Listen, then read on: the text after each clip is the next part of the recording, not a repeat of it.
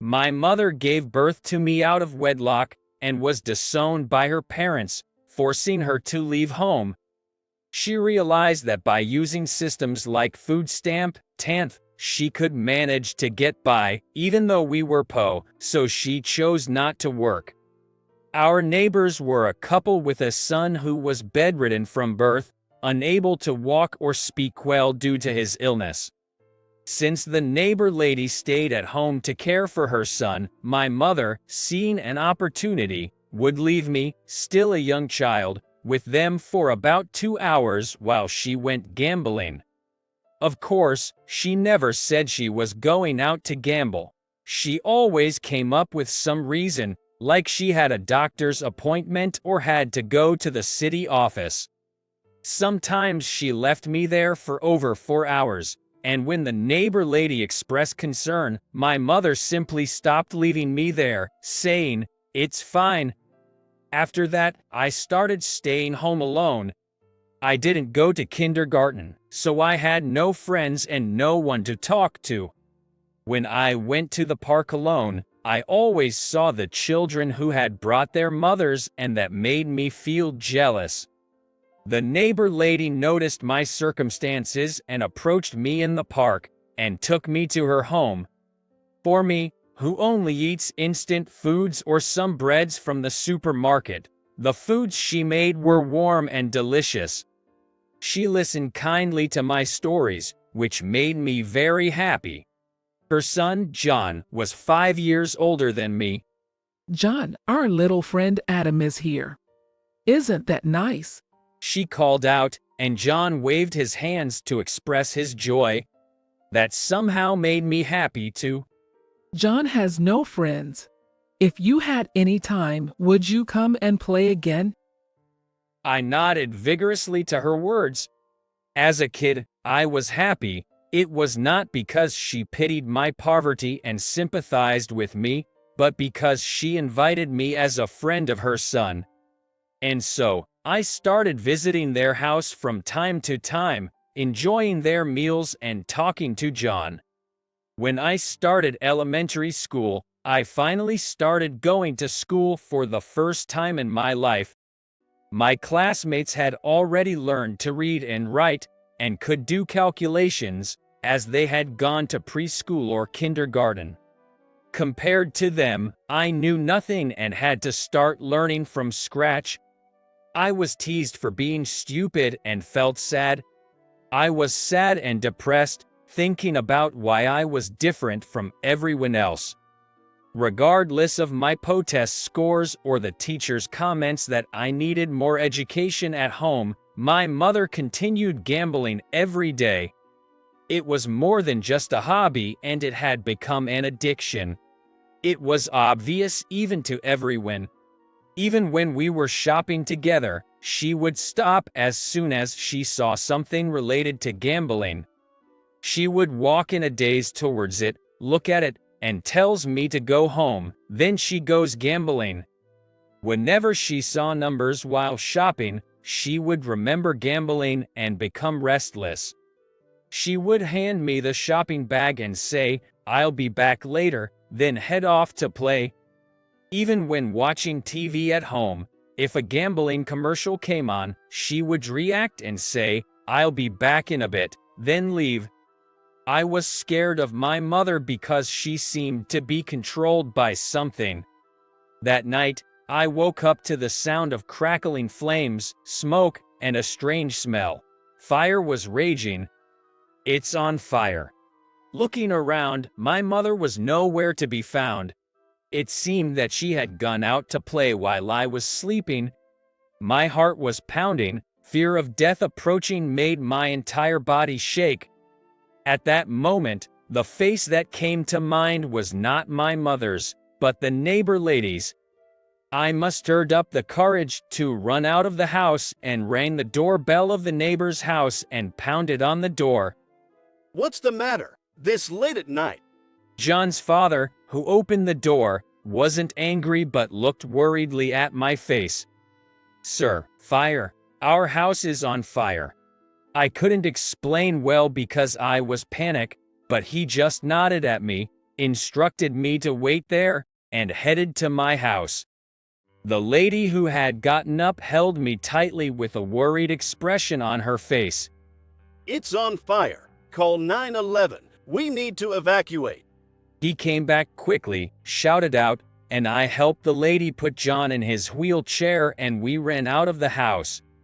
Concerned that the elevator might stop, he carried John on his back down the stairs, while the lady and I carried the folded wheelchair from behind. Fire trucks arrived within 5 minutes and started firefighting immediately. I watched in disbelief as flames billowed from my house. Suddenly, a shrill yell echoed from behind me. Adam, what the hell have you done? My mother, who had come back from gambling, was so flustered and ran up to me. Do you have any idea how much this fire is going to cost us in damages? Don't mess around. She grabbed me by the collar, hysterically yelling and shaking me violently. Then her hand was brushed off. Mrs. Summers, you're the one who should be blamed here. Leaving your son alone late at night. What were you even doing? Instead of blaming your son, you should be thankful he's safe. John's father stood in front of me, vehemently condemning my mother. I don't need any advice from you. My mother glared at him, her face twisted in frustration. Further investigation revealed that my mother had left an electric heater on when she left the house, which had set a nearby blanket on fire. Thankfully, due to a quick response, only our house was affected by the fire. It was a grateful for small mercies. Even though my mother delivered a parting shot like that, she had nowhere else to go, so we both ended up staying at the neighbor's house for a while. One day, when I came home from elementary school, my mother was sitting across from a stranger, talking. "Hey, who's that?" John's mother gave me an uncomfortable look and told me it was a person from CPS. But at that time, I didn't know what that meant or implied. We've determined that you lack the ability to raise your son properly, so we will be taking him into our care and placing him in an orphanage. I heard their words and froze. I didn't fully understand the complexities of the situation, but I knew I was about to be separated from my mother and live somewhere far away. Initially, I didn't plan to have a kid. Just take him.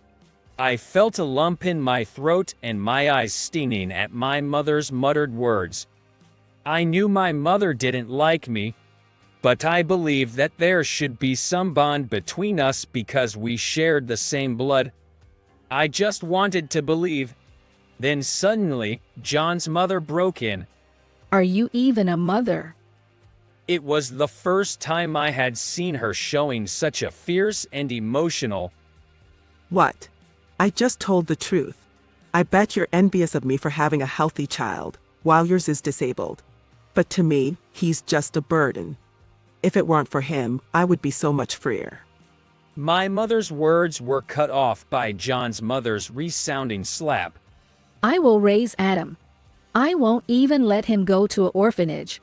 My husband and I will raise him with love. The CPS staff, who was taken aback, intervened. If you wish to adopt him officially, please let us know. We can guide you through the process. After that, when John's father came home, we all sat down for a serious discussion, and it was decided that I would be adopted by them. The day my mother left the house, without a glance in my direction, she walked out the front door. My mother was asked to pay $5,000 for the fire damages, but she said she had no money, so John's father stepped in and paid for her. But everyone knew that she would never repay that money. I'm sorry, Adam, that we had to take you away from your mother. She apologized with a regretful face, so I shook my head. If it wasn't for you two, I might not be alive right now. I'm happy that you're my family. Hearing this, John's father wiped away tears and knelt down to my level. Right. We're already a family. You have nothing to worry about. Despite not moving or changing schools, news that I had been adopted by my neighbors spread quickly. Not only that, but rumors about my mother's gambling addiction and the fact that they had a disabled child also spread, and I became a target of ridicule and bullying. But I didn't let it get to me. I was grateful to John's mother and father, who had given me clean clothes, a safe home, and a family who treated me with love, all of which were a stark contrast to my previous life. I studied hard to make them proud, found friends who accepted me, and started to enjoy school. I began to call them Dad, Mom, and Brother, because I wanted to be a real family. After my dad and mom expressed their surprise and their eyes grew wide, they hugged me joyfully and called me Adam. This was the first time someone had held me so tightly and warmly like this. I had daily conversations with my older brother about school, friends, games. I often showed him a book of ocean photographs because he was thrilled when I showed him photos of the sea I took before. My brother especially loved a photo of a particular beach in California, and he would become excited and convey his joy by moving his arms and legs every time he saw it. "I'll take you to this beach someday," I told him. My words excited him even more, and he started flapping his arms and legs, which earned a reprimand from our mother. As I started to take care of my brother and transport him to the hospital, I began to dream of working at a facility for the disabled. It's a harsh reality to face, but I know our parents will pass away someday. If that happened and I was at home taking care of my brother, I wouldn't be able to support him enough. So, I thought it would be best to work at a facility for the disabled and have my brother looked after there. However, my brother passed away the year I started high school. Our parents had been told at his birth that he would not be alive until 20, so they were somewhat prepared. But that didn't lessen the pain of loss.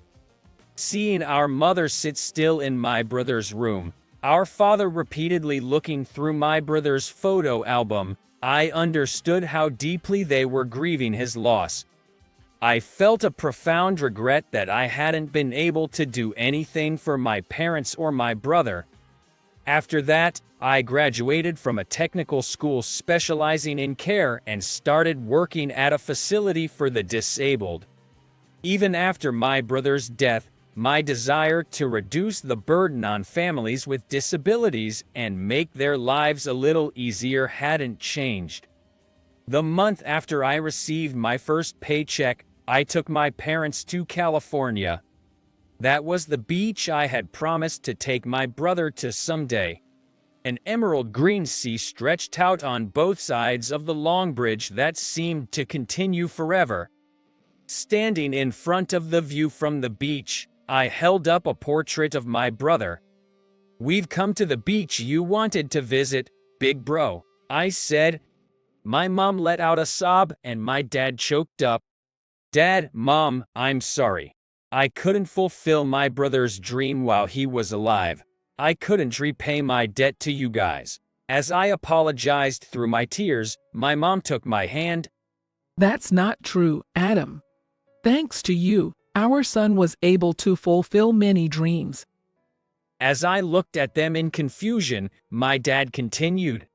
John couldn't go to school for the disabled and didn't know what school was like. We felt sorry for John and couldn't talk about school. When we heard you were talking to John about school, we realized we were wrong. My father explained how my brother could imagine himself going to school, making friends, studying, and enjoying student life through my stories. I'm sure he's in heaven right now, flapping his arms and legs with joy, knowing that you've remembered and brought him here. The image of my brother doing just that brought a smile to my face. Thank you for becoming his brother. Thank you for becoming our son. Adam, you are also making our dream come true. The dream of seeing our son grow up. My dad nodded in agreement with my mom's words. Ever since we adopted you. No, from the moment we met you, Adam, you've been our savior. My dad added. I couldn't stop the tears. Blood ties didn't matter. These people who had raised me with such love were my true parents and family. 5 years later, I married a woman I worked with at the same facility, and we had a daughter. I never imagined I'd get to see my son get married, let alone hold a grandchild. I'm so happy. My wife, Catherine, is listening to my mom's words with a smile. She had been left at an infant home after her birth and raised in an orphanage, so she didn't know her biological parents. After hearing about her background, my parents told her, from now on, think of us as your real parents. My wife nodded, tears streaming down her face. This scene reminded me of when I was adopted. Today, we came to visit my brother's grave. Big bro, this is your niece, Hannah. You've got a niece now, I told him. Seeing my brother's grave, Hannah giggled with delight. I am incredibly grateful to have met my parents and brother, who accepted me and gave me a place to belong. Along with my new family, my wife and daughter, I vowed to repay my parents not only for what I owe them but also for what I couldn't give back to my